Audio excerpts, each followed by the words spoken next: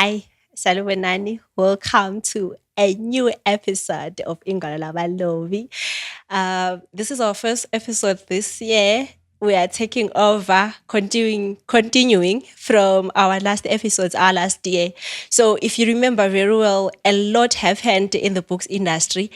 We saw our hours that happened at the end of the year, and we have a lineup of nominees and award winners that are going to come here and grace us on this show.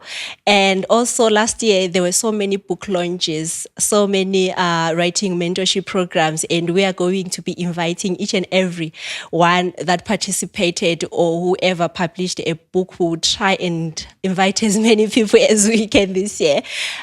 Today, I am joined by an author, a poet who wrote a book in 2024, published it and launched it last year. And also that same year, the book won an award. I mean, if you are in a book sector, you'd know that's a great achievement. And ladies and gentlemen, without wasting your time, help me welcome Bradley. Bradley, welcome to the show. Thank you so much. For someone who doesn't know Bradley, this is how I prefer to start. I feel like as much as I might want to introduce you and say, oh, Bradley ABCD, it's better off coming from you. Who's Bradley? Oh, that's it's a common question, but I normally found it difficult Okay, why? because you'll be wondering, Guti, how do you best introduce yourself? But I think to sum it all up, Bradley is just a ghetto boy held by God. Okay. Why would you call yourself ghetto? Why? That's where I'm from. Even most of my writing is inspired by the stories from the ghetto. So, as many people would like to think, maybe we don't have dreams or we don't have much to say about where we come from. People think we are not proud of where we come from. But I see myself as someone who is proud of Ikas. So I'm just a ghetto boy held by God. Okay, interesting. Do you think people from the ghetto are not proud of where they come from, or it's how people from the ghetto represent the ghetto? I think there is so much that has been said about the ghetto, not only about your representation, but people have stereotypes, like the way you are viewed because you're from the ghetto as compared to someone who's coming from the suburbs.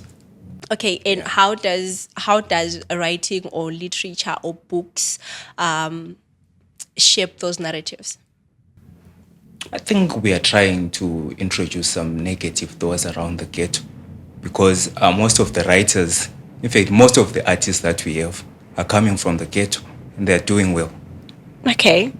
I don't know, but I feel like maybe when we are writing as authors that come from those high density suburbs, we tend to use words or I don't know, certain description that makes someone feel like these people. So For example, we have this common phrase that we use from the dusty streets of like you always feel the need to say it's dusty or it's don't you think that kind of shapes how then someone thinks an author from it depends with how I think people like to be uploaded. Ukuthi you came from dust to something else. So when they are saying from the dusty city, ngani wapusha kakhulu, I think that's what they will be looking for. But as you are saying, I think it's not so nice to say you're from the dusty street because not like if ungahambe ghetto there's no tarred road, akula maloni. exactly? That's not true. And right now it's raining, so there's no dust anyway. So yeah. okay, so how would you define or describe your writing as an author? What's your niche? My writing, I would say it is raw and honest. Okay. I just say things as they are.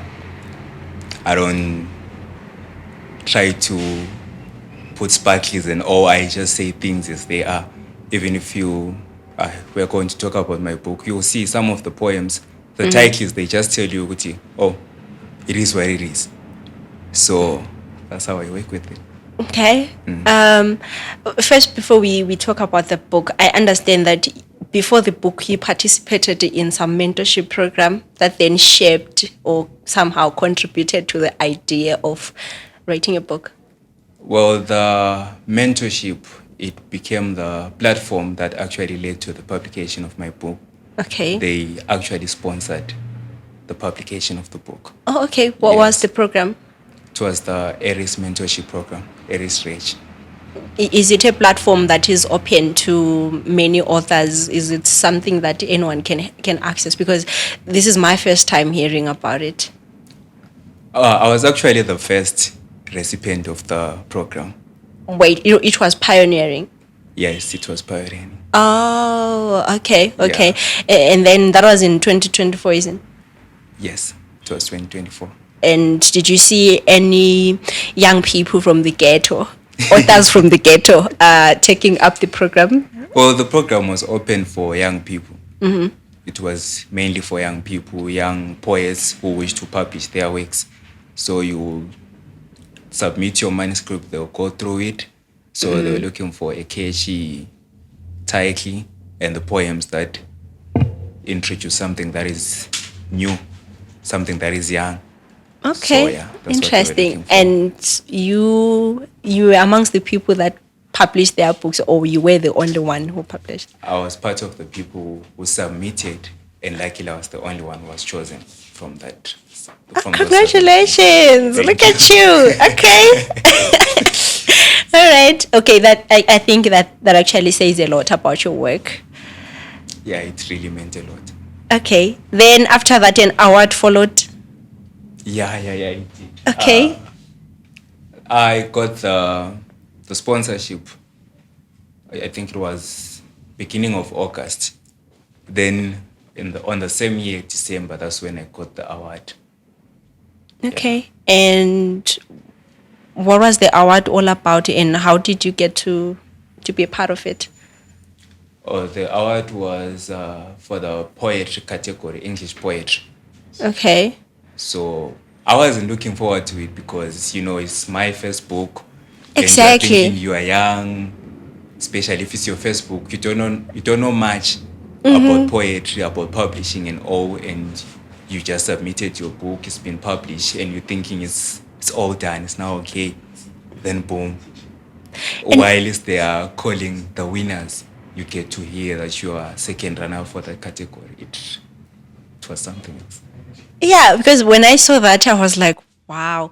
So, some people have to write 5 books for them to start getting recognition. And when you had your first book, and then something just happened out of the blue. And from that experience, is there anything that you're doing maybe to encourage upcoming authors, other young people to write or take up chances, participate in these platforms? Do you interact with upcoming authors or something like that, or you haven't started? Because I feel like that's like what do you call it? Is it corporate responsibility or whatever? Yeah, it's somehow something when like you that. make it, you gotta mentor someone else. Yeah. From the program was something like that because Aries Rage is an established author and poet. So she opened an opportunity for me. So I think it's also a duty, it's a mandate to me to actually uplift someone out there. I'm working towards it, but for now I just interact with artists. We talk through the process. Okay. And then for you to be an author, for you to be a recognized or reputable author, you have to be a reader. Yes. Yes, I've realized that many people publish books, but from reading their book, you can actually tell that this person is not a reader. Constant repetition of the same word where someone could have really used an alternative, and then you're like, okay. All right. So I would like to assume that you're a reader too. From what I read, can you take us through your top 3? Top 3 writers. Yes. That's a difficult one. Okay. In no respective order, I'll go with there is Wasen Shire. Okay. She's a feminist poet. She writes about immigration issues, black women issues, African issues. She's pretty good. Then there's Opile Chisala, I think. Yes, she's also a poet and an author. She's Okay. quite good too. Then we've got Tila Dube. I think you know Tila Dube. I do. Yeah, she's pretty good. Okay, is it me or your top three is female? Yeah, it's like that. Okay. Do you consider yourself a feminist? Definitely no. Why not? Like your top three is like, come on. No, I love how they like they reflect the society that they grew up in, the society that they live in. They are talking about an experience that they are aware of because those people are women. Okay. So from their spaces, they are talking about something that they know. Like I was telling you when we were starting, that my writing is raw and honest because I believe it's easier for you to talk about something that you know. It might not be first hand, but if you are aware of that thing, it's easier for you to actually talk about that issue rather than you moving from a certain point and want to go and represent other people without being aware or conscious of their situation. Yes. You remind me of a quote that I once read that says, "He who is without a womb should not discuss matters of abortion." Yes. Something like that. Yeah, I think it kind of gets in. Ukuthi, you can't really write. But then, what's your take on male feminists? We have authors, male Yes. authors, who write about women's issues, or we have activists who are standing up for women's rights, Yes. but who are male. Yes. If you look into our society, most of us are raised by single mothers. We are raised up by our sisters, our grandmothers, and also It's a community of women. Yes, it's a community of women. Okay. So sometimes we cannot ignore the issues of women in our society. I respect that. We cannot ignore the presence of women in our society. So it happens. Yeah, I respect that. Thank you. All right. Okay. Let's go to the book. Your book has a foreign title. It's very foreign because I remember trying to find out which African language is this. Okay. And I couldn't. Can you tell us about the book title? Tell us more. Like, Talita Kum. It's from a biblical story, actually.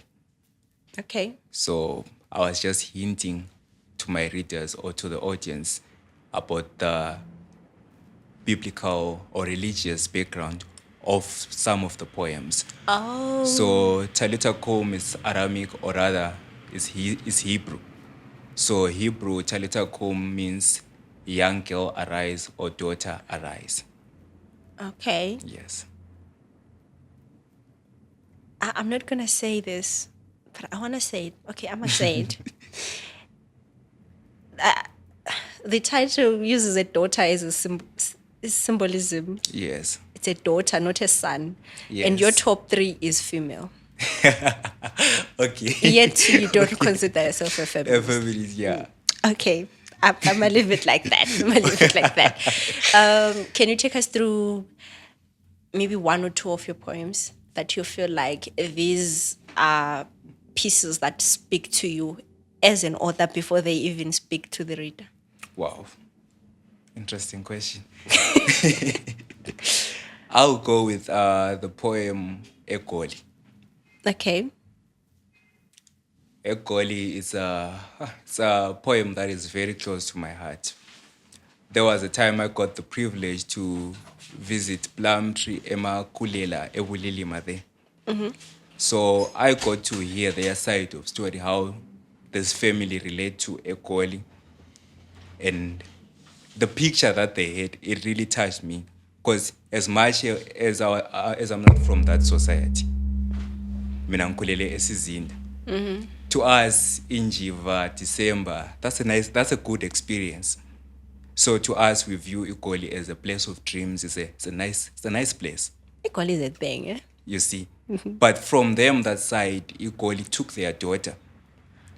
Then Abazukulu, it took their mother. So they don't have that connection to motherhood. Like they are broken because of that situation. So I was moved. So when this poem came, it really spoke to me a lot. Okay, that's touching. Can we move to the second one before I get all emo here? Because I know of such incidents Yeah, where it's someone goes in search of, a better life, and then they don't come back and you don't hear from them. yeah, And their absence is felt. deeply. Okay, what is our second? The second poem. This is kind of difficult Come on. because you like choose your favorite kid. Okay, From the can I rest. pick mine and then you can tell me what it's? We can work with that. Yes. Yeah. One that says, is it teach me how to pray? Oh Or yes, yes. Something Teach like me how to pray. uh-huh. Okay, that one it addresses a situation where things are not going as planned, because we believe God is our sole provider, and you've been praying and you're not seeing the results of your prayers. You've been trying this and that, but it's not working out. Then you reach to a point where you ask yourself, maybe I'm not praying right, Probably doing this thing wrong. so I need some teaching. Ah, Yes. So okay. that's the poem. Okay, Yeah. that makes sense. That makes sense. Okay, we asked a few people who have interacted with your work Okay. to give us feedback and maybe questions. All right. Yes, so I'm gonna bring up a few because they were a number and we can't read it. But I have to say this. Most Okay. of the people who responded, they Yes. were giving us deep reviews of how much they liked your collection of poems, and they were even highlighting that this one stood out for me. Okay. Which ones in particular? Someone said the prostitute. Okay. Someone said they love how you brought out the social ills and everything in that poem, Okay. and how you highlight the issue of, you address the issue of stigma. Yes. Okay, what inspired that poem? I cannot actually point out because I work from inspiration. Okay. Like if we might be having a conversation, let's say like this one, then my head start doing its things. I'm like, that's cage. I think we can make a poem from that. Okay. That's how I am. Then sometimes maybe I'm listening to a song, then something clicks in my head, Uguti. I can respond to this. So the prostitute, I was looking at how we are quick to judge people. Uguti, of all the things, why a kid we are by prostitute? So you're Because saying, we view it as the worst thing, but we tend to forget Uguti. Sister school back there in primary school, when I grow up, no one said when I grow up I want to be a prostitute. and I really would like to believe that's a very lucrative business.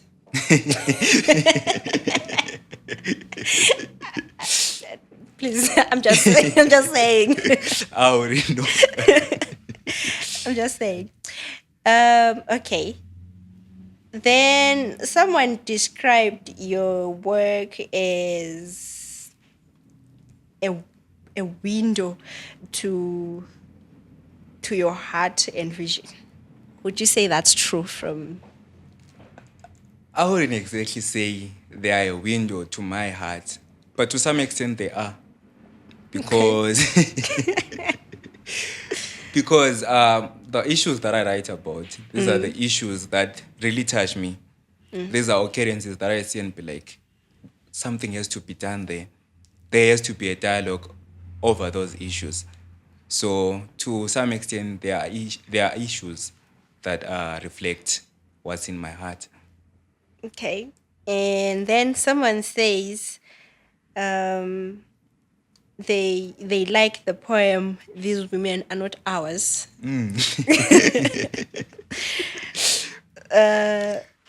That says it contributes to the question of the battle of sexes and family dynamics, Oh, yeah. and It does. equally cautioning against the vice and folly of gender-based violence.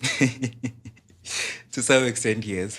And how does it feel as a writer that you wrote something and someone read it, related to it, and actually came up with their own way of saying, this is what I get, this is what I understand? It's Because quite. I really feel like that's an achievement. It is, Because yeah, at the end it of the is. day, what you mean doesn't matter. When you write, especially in poetry, Yes. I realized that what you mean doesn't matter. What Yes. matters is what What they they hear, yeah. understand. So this has to be, I don't know. I feel like right now you should be saying, yes, yes, they But got at the it. same time, I'm surprised because you'll be writing for. Sometimes a poem just comes, like I was telling you, it just comes to your head.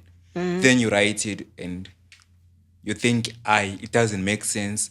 Then someone relates to it. And when you meet them and be like, are you Bradley? Oh, I read this, then you'll be like, wow, okay. So that's how it feels most of the Okay. time. Right. Then the questions. Someone said, "Hi Angie, ask him about his reading audience. How does he generate his audience? Who are his readers?" Wow. Well, I'm one of those writers who just write to reflect the time that he lives in. Like Okay. I was telling you, I'm just a ghetto boy. So the experiences that I have, as much as they are not limited to the ghetto, but they are most of them are coming from the what? From the ghetto. So it's just issuing those stories because I don't believe that we generate audiences. We actually meet our audiences. You don't necessarily generate Okay. them. You meet them. Ah. Yeah. Okay. The next question says, "Does he see any future in Zimbabwean poetry or poetry at large?" Yes, there is future. Okay. There is future where we have poets who are doing it big out here. For instance, is the like of Chiwaniso Tsikisai. We have Kuda Rice. I mentioned Tila Dube. Those are doing wonders with poetry. They are now collaborating. They are working. They are putting their poetry. They are fusing it with cinematography, Music. music, and the like. So there is future for poetry. Do you see yourself venturing in any of that in the future? Yes, I'm actually working on my stage appearances. I'm trying out spoken word. Oh, okay. Yes. Congratulations. We're looking forward Thank to you seeing so those. much. All right. Wrapping up. What has been your experience in the book sector, be it in Bulawayo or in Zim as a whole, ever since you entered the book industry? What has been your experience in terms of pricing, making sales, or interaction with readers and other authors? What has been your experience? What I've learned with my experience is that with art, not just book, if you don't blow your horn, no one will know that you're a musician. Okay. If you sit back and just issue out the work, it doesn't work like that. You're supposed to move. If you want your book sold, talk about your book, market your book. Look, like I was saying, you don't generate your audience, you find it. So you're supposed to do the looking. If there are book sales, if there are book fairs, get into that space. That's how you get to know, oh, we actually have publishers. We actually have mentorship programs. We actually have this and that. So that has been my experience. And if you do that, many times we are afraid to start things because we always think, what if they don't support me? What if they don't like my work? Yeah, I need to tell support, darling. So they won't support you because they don't know you. Make them know you. So, like I said, if you don't blow your horn, no one will No know one that will you're a know. musician. That's very powerful. And thank you so much for joining us today. Thank It's you been for a that. pleasure having you here. And we are looking forward to seeing your next book. Oh. Because we could not be reading Talutakum. Talutakum. We need something else. Okay. Probably with an indigenous title, maybe. How We don't like confusion. Okay, we have come to the end of today's episode, which is brought to you by Deb3 Events. We are your partner in everything that has to do with your events, lighting, sound, photography, anything. You cannot have a wedding, a party, anything, a event without Deb3. If you do that, you don't really know what you're trying to do. From me, Angela Svanda. See you on the next episode.